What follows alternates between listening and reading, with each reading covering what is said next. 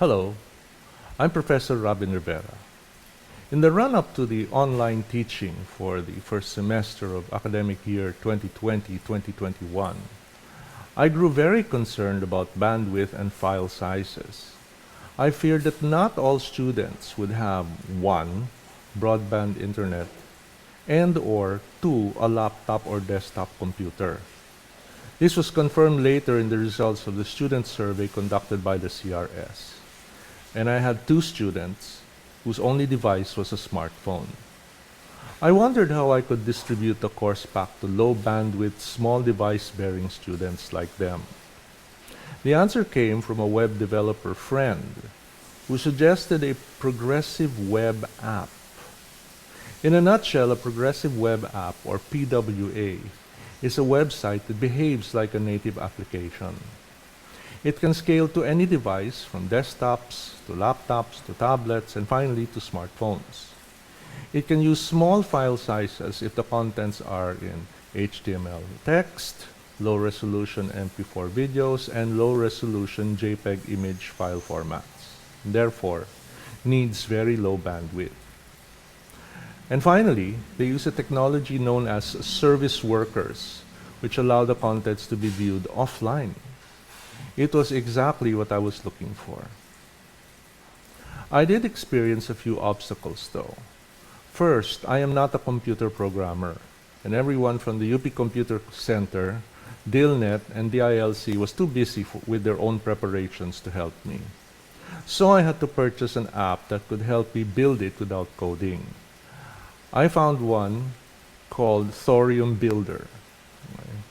Second, I had never hosted a website before, so I had to find a commercial web host that had a very, very patient and accommodating real-time help desk.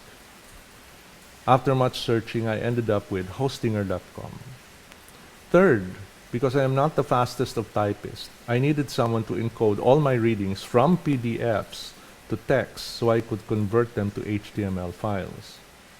A colleague helped me find an encoder at the UP Press who would do this for me, and it wasn't cheap. Finally, I needed security so that only my students could enter, and I eventually settled on Google's FIREBASE. Okay? So this is it. This is it on a laptop computer. Okay, this is the front banner.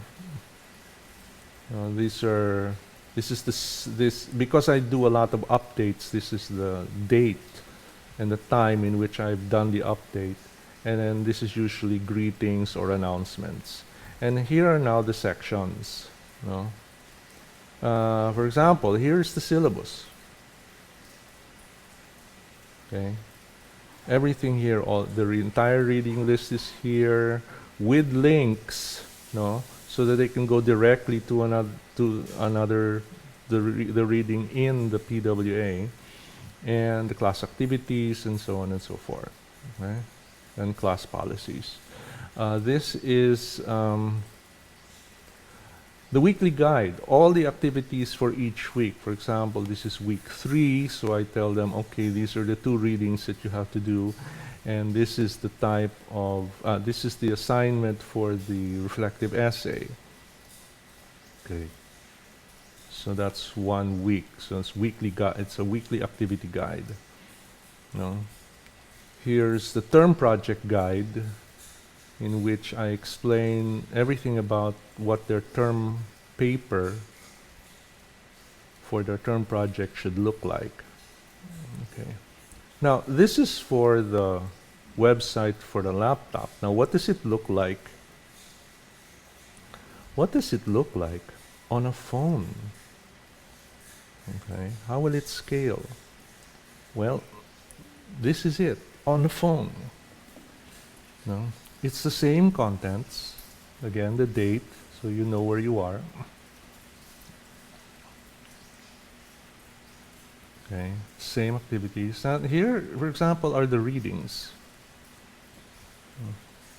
So, for example, if I click on one reading, this is Bonifacio's Critical Thinking and General Education. Okay. So it's all on text. It's all in HTML. No? They cannot change it, but they can read it. So the entire article is here, and they can even change the size of the text. Okay? So go back. And all the other readings are here too. Now, I can even put in media. Okay.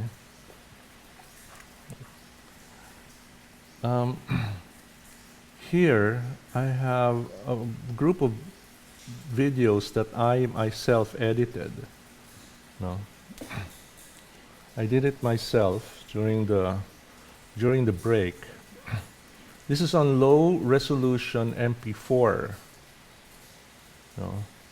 So it's a very small file size.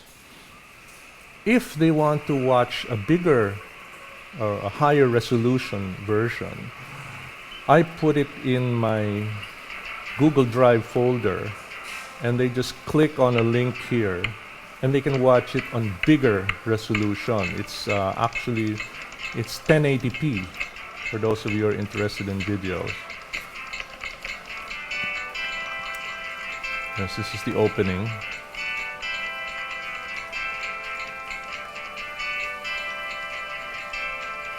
So even on their phone, they can watch it. Okay. Go back and go back, and that's it.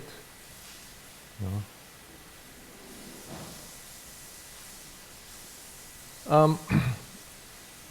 It was a lot of work for me though, and it took a lot of time to learn and get it right. I worked on it at least 5 hours a day, 6 days a week. I started the entire project in mid-June, had the first prototype in mid-July, did online testing throughout August, and was ready to deploy the PWA a week before classes began on September 10. There are other ways of building one. For example, I've read that if you have a WordPress blog, an existing one, there are PWA plugins, no, so that it will be adapted for a PWA. Okay? So it was a lot of work and cost some money to get off the ground. But it was worth it because it allowed my students to access the course package anywhere, whether they're sitting in front of their laptops, at their desks, or lying in bed with their tablets, or on the go with their smartphones. No? And in some cases, even when they lost signal temporarily, they could still access it as long as the page had already been loaded. They could still read.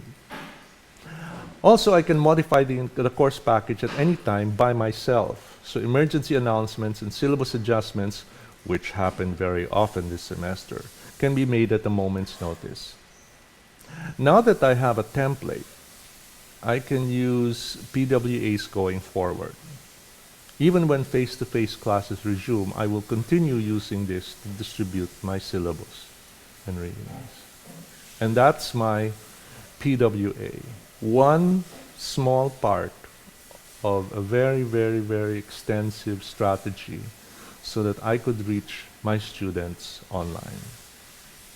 Thank you for listening, and good luck with the coming semester.